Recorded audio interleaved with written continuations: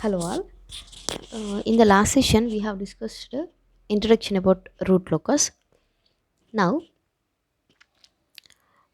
I am going to discuss construction rules of root locus by considering one example. So, while explaining the problem, I am going to discuss the rules for the construction of root locus. So, in this section, I am going to discuss about first 5 rules up to centroid. Okay. So, this is the example problem I have considered. I will do the problem here and I will write the rules on separate paper. Okay. So actually, why we are going for the root locus? So root locus is a technique that is used to comment on the system stability. So here already we discussed one technique before. Earlier we have discussed that RH criteria or Hurwitz's criterion. That is the first technique we discussed to comment on a stability. So by considering RH criteria, how we are commenting on a stability?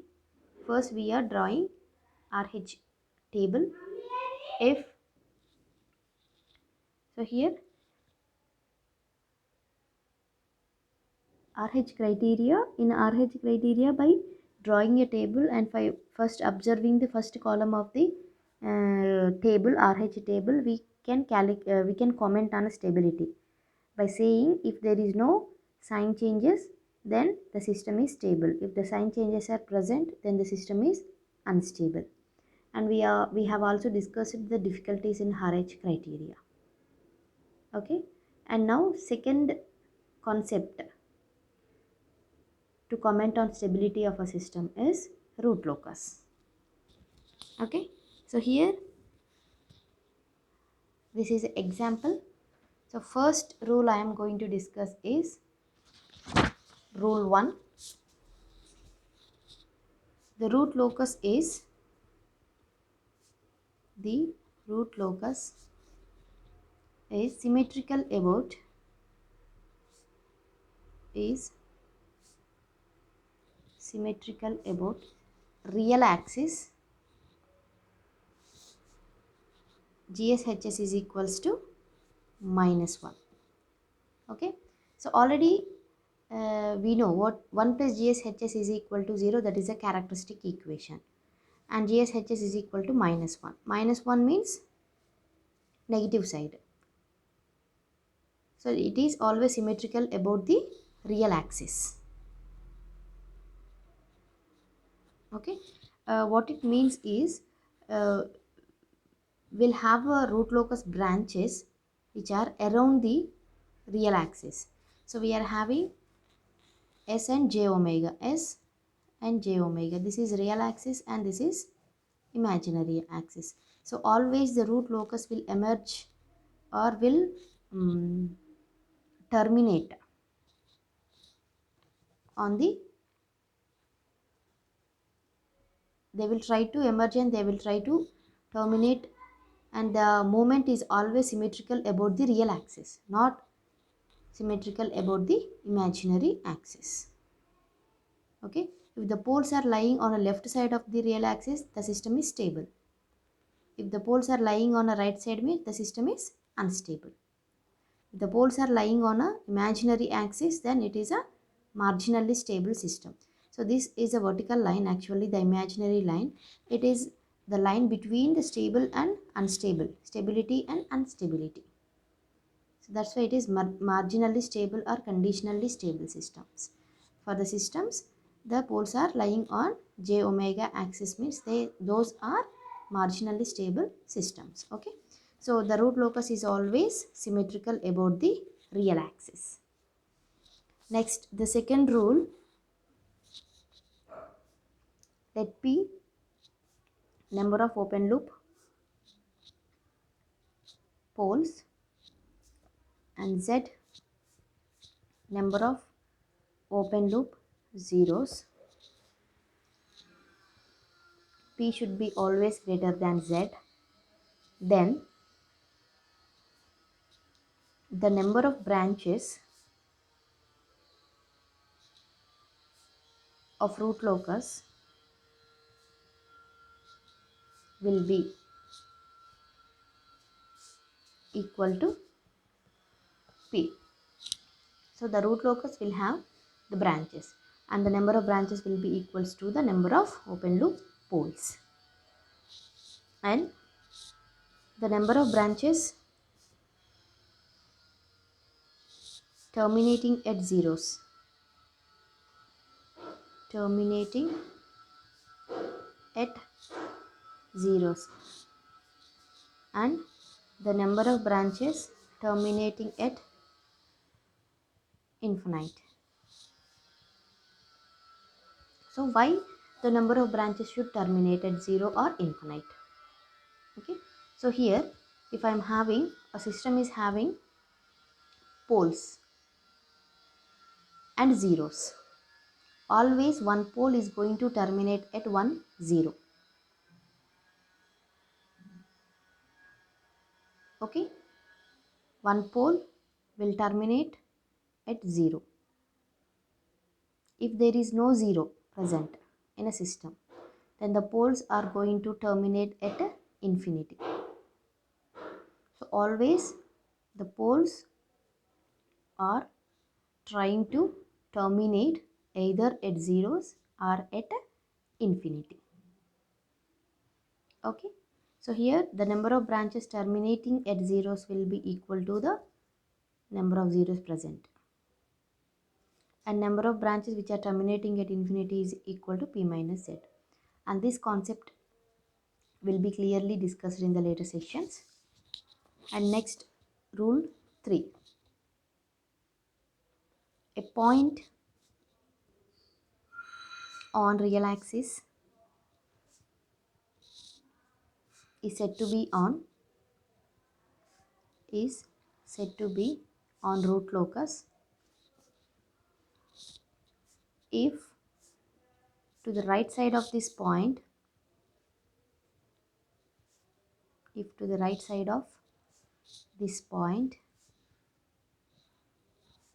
the sum of open loop poles,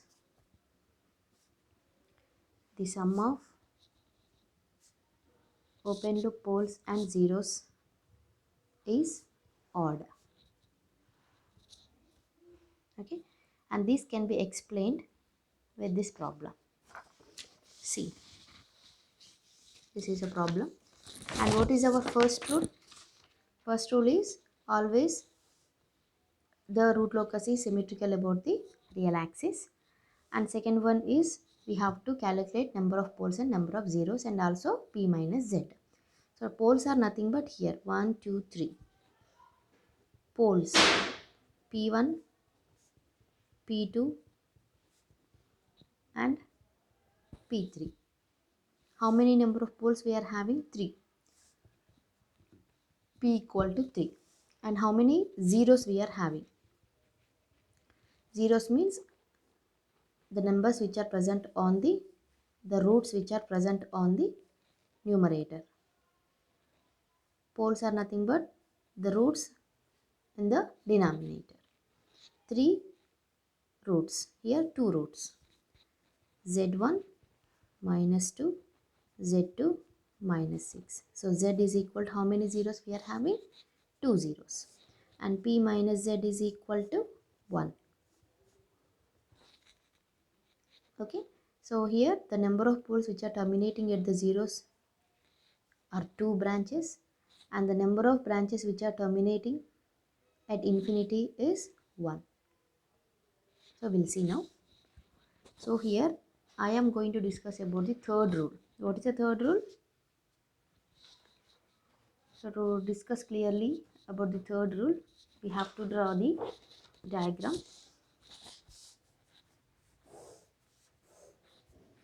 S j omega. Just place the poles. Poles are with the star mark. P1 0 minus 4 minus 8 poles, and zeros are with 0 symbol. Sorry. Minus 2 minus 6. Okay. Now we have to mention the root locus. Okay, so what is the third point? A point on a root locus is said to be on root locus if to the right side of this point, if I consider this point, to the right side of this point, the sum of open loop poles and zeros should be odd. Here, right side, I am not having any poles and zeros. Next, here, if I consider this one, the number of open loop poles and zeros are 1, odd number. So, this is root locus. So, I am mentioning just with a dark line. Dark line means nothing but root locus. Next, if I consider minus 4, to the right side, how many number of poles and zeros I am having? 1 pole and 1 zero. Total 2 means even. So, this is not root locus. Next, if I consider 1, 2, 3, 3 odd number. So, this is root locus. If I consider this one 1, 2, 3, 4. So, this is not root locus. And if I consider a pole here, number of 1, 2, 3, 4, 5 odd. So, this is a root locus. So, total up to infinity, this is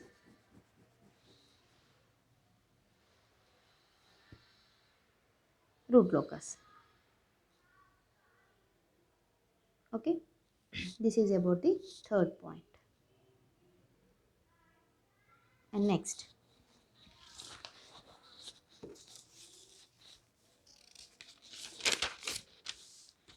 fourth point I am going to write. Fourth rule, angle of asymptotes.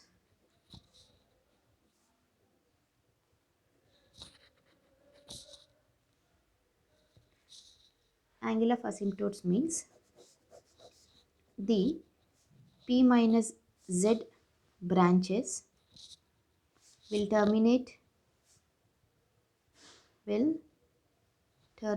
at infinity along certain straight lines known as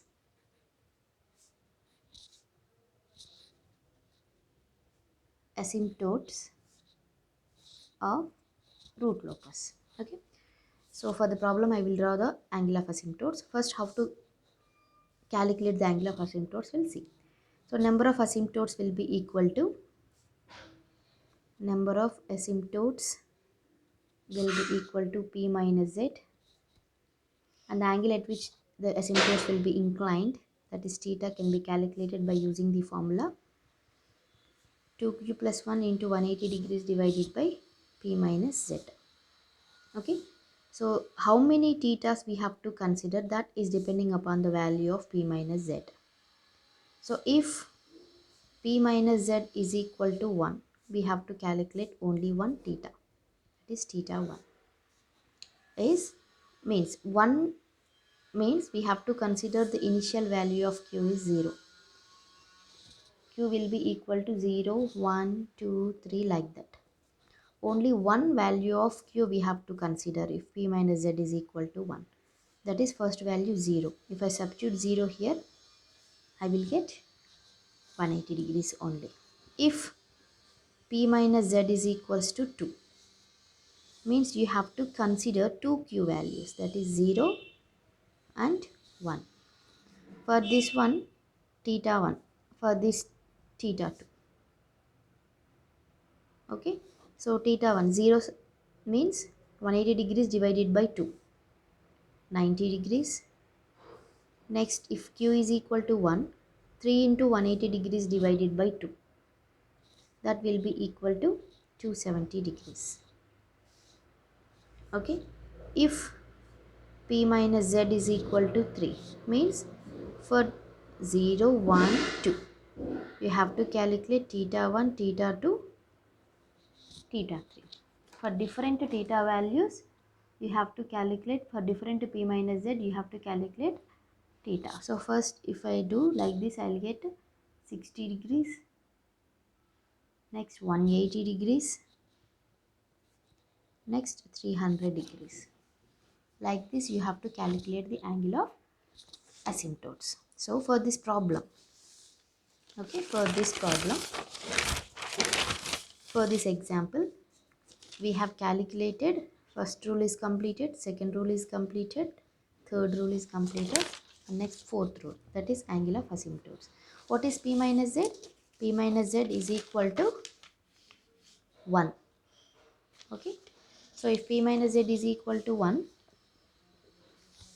if P minus Z is equal to 1, then we have to calculate only one theta value, that is nothing but 180 degrees. That's it.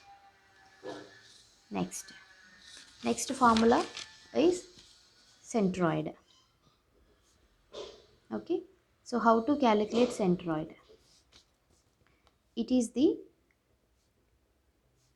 intersection point of asymptotes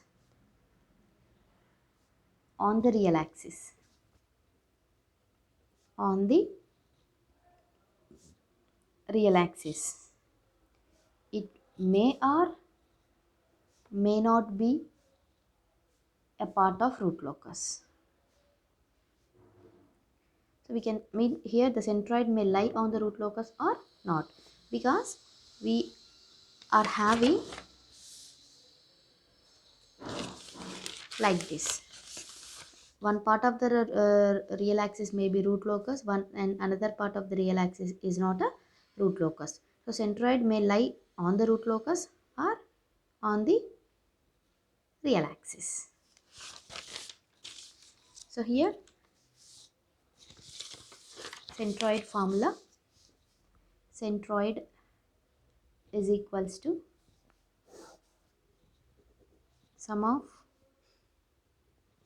real part of open loop poles,